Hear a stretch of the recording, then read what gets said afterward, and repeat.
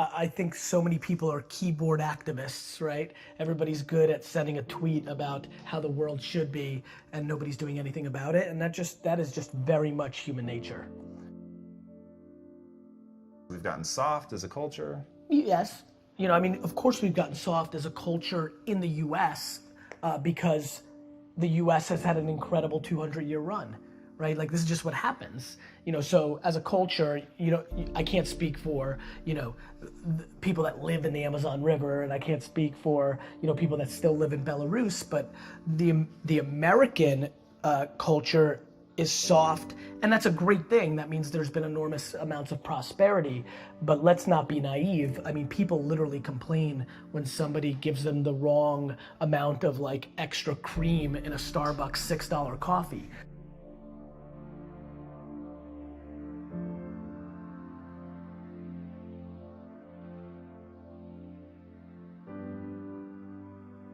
My lack of interest in complaining is so high, and when I watch what people complain about, it breaks my heart because they completely lack perspective.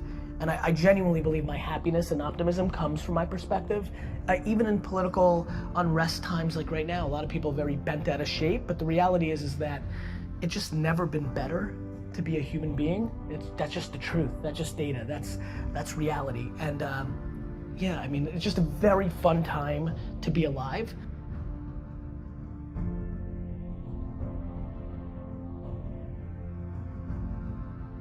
And I think the way people look at the world right now, because it's such an incredible time, is actually the quickest tell to who they are. If you think it sucks or it's bad, you have losing, pessimistic DNA. And if you think it's awesome and phenomenal, you have optimistic, winning DNA. And I believe that to be true. And so that's where we're at. We're beating ourselves up. Like, everybody sucks at something, right? Like, we all have shortcomings and we all have strengths. And for me, it's like, why don't we just audit that? Like, why don't we just look at it that way and be like, all right, well, I'm good at this, but I'm not good at that. Like, and then I only focus what I'm good at, right? Like, I don't dwell that I can't fix shit around the house. I call somebody to fix it. Like, I'm not a man, I don't give a fuck. Like, you know, I don't get it. Like, we all, like, I also think it's awesome that I'm so emotionally stable and I'm the emotional backbone of everybody. Is that what a dude's supposed to do? Like these cliches, these stereotypes, they're so silly. I'm fully in love with myself, but I'm also fully in love with everybody else too, right? It's not like it goes both ways. Like, I tell people to buy into me, that work for me, it's because I buy into them first. Like, I don't need anybody to gain trust with me. It's there. Like, I believe that the human race is so grossly underrated. We are good. Of course we have some bad. There's fucking 7 billion of us. But like, when you look at our net score, it's bonker shit. Like, do you know how much damage we could be doing to each other on an hourly basis and we don't? Like, we're still here. Like, we won. We're the alpha being and we've figured out how to stay together. This is insane when you think about it. And yet everybody wants to dwell on like somebody said something mean.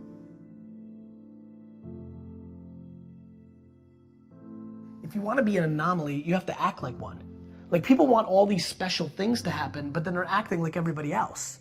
And that gets into the Saturdays in your 20s, like, or just like taking risks or things of that nature. Like, if there's anything they take away, it's like, look, like, you're gonna only be so pretty, you're only gonna be so smart. Like, there's things that are gonna be natural, and then there's things that you can actually control. I do believe, and I don't know if I'm right or wrong, I don't, but I do believe that work ethic is a taught behavior. It's something you do have more control over. And you know what really sealed the deal for me? Getting healthier. I was 38 years old and it didn't come natural to me. Like, it didn't come natural to me at all. I hate the gym. I hate it now. I hate it. I don't like it. I don't want to do it.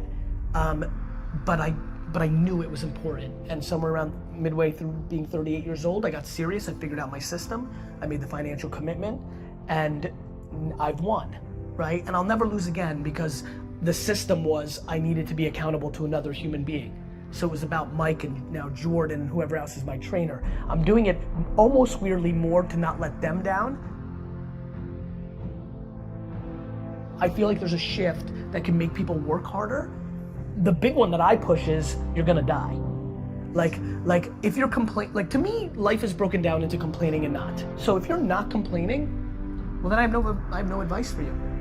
I'm pumped. Like you did it. Like I have friends who make $42,000 a year, work 9 to 4, kind of, with an hour and a half lunch and 45 minutes of YouTube and 10 minutes of bullshitting and an hour of complete waste of time in a meeting. So they're kind of working like 6, hours a week, right? But they're pumped. And they text me, these are high school friends, and they'll text me like how happy they are to be the coach of their kids' baseball team. And like that's amazing. Like that seems very obvious to me. That's right. What's super weird? I'm actually weirdly envious. It sounds cool, like in theory, right? Grass is always greener, right? Like far less pressure, like all that time with my kids, oof, that would be cool. Like there's just like all these things that I can justify. So to me, but I have friends who have $100 million in the bank because of Facebook's IPO, who complain, who are still hungry, who want to do even more, who will complain to me because they know I work a lot about no work-life balance and they don't get to spend enough time with their family. And I'm like, you have $100 million. Like you could stay home. Like you're in control. Like you don't complain about it. You've made that choice. Don't bullshit me. Like you want to spend more time with your family? Spend more time with your family. I'm trying to be very careful about what I'm saying versus what I'm doing, because that's how you get exposed. And I don't mean like people calling you out and being like, you suck. I mean to yourself. I don't want to be exposed by myself. It's looking yourself in the mirror and saying like, am I doing this right? So to me, there's so many people that are talking shit about how big of an entrepreneur they're gonna be and how much they're gonna achieve, and they don't work on weekends. I worked every Saturday of my 20s. And I talk to 20-year-old entrepreneurs every single day. Lately, I've been saying to them, this Saturday, you're gonna have more time off than I've had in my entire 20s on a Saturday. So like before you tell me how you're gonna be bigger than me, start thinking about what you're actually doing.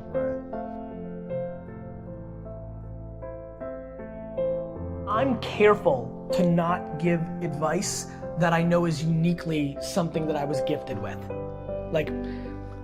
How do I tell you that, oh, here's how it actually works, and it almost started happening, it didn't happen. I actually get goosebumps, like real heavy goosebumps when I hear something that I know feels right. What's the advice there? Hey, Johnny, start getting goosebumps. There's certain things that I can't talk about because I know they're not practical. They're intuitive to me.